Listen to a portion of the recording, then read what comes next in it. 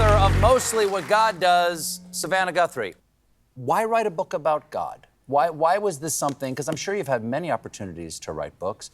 Why was this important for you to do? There is a book about God already. Yes. I don't know if you've read it. Yeah. It's very good. Yeah. It's very good. It's for sale. Yes. Yes. This is, hold on.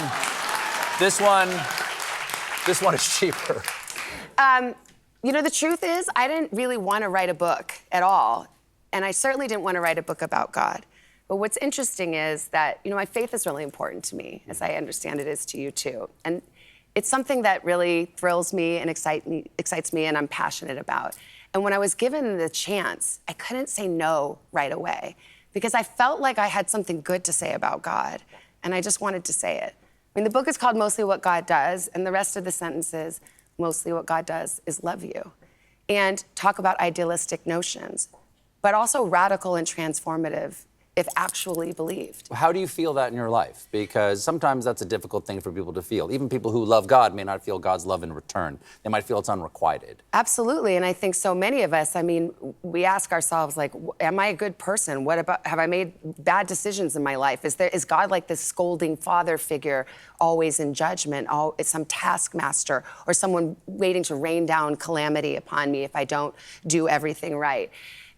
I think the God that I know and that I think is the God that exists is the one that loves us in spite of all of that. And it's hard to believe that sometimes. I mean, we live in a world that invites cynicism and despair, and I tried really hard not to ignore those questions because they've been real in my life. I'm not a theologian. I'm not a biblical scholar. I did go to vacation Bible school and church camp. You did? Oh, yeah. Oh, yeah? So that's my credential. But, you know, what I learned about God happened mostly when I made mistakes, mostly from the disasters of my own making, mostly from being a real person with feet burning on the pavement, not being some great success and certainly no model or example of piety.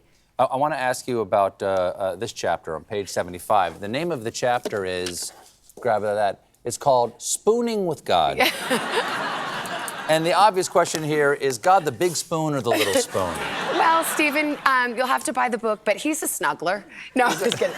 No, actually, the funny thing about this book, that chapter, is it's all about this idea of trying to find rest and peace in prayer or meditation or whatever it is, something that is almost impossible for me to do. It may surprise you to know that I don't have a restful mind and I don't have a quiet voice.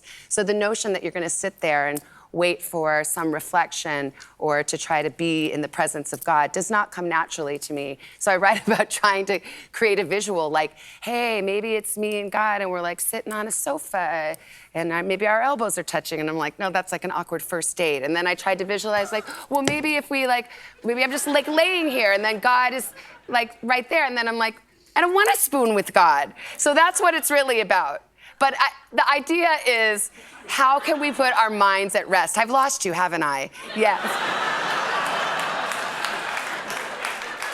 I don't want to spoon with God. What if I fart? He loves you. Mostly what he does is love even that, Stephen. No, but the whole chapter is, I don't want to spoon with God either. Oh. But I think he wants to spoon with us. Probably. He's very generous that way. Yeah. Savannah, lovely to see you. Thank you so much for being on. Thank you for having me. The book, Mostly What God Does, is available now. Savannah Guthrie, everybody. We'll be right back with actor and author Tim Blake Nelson.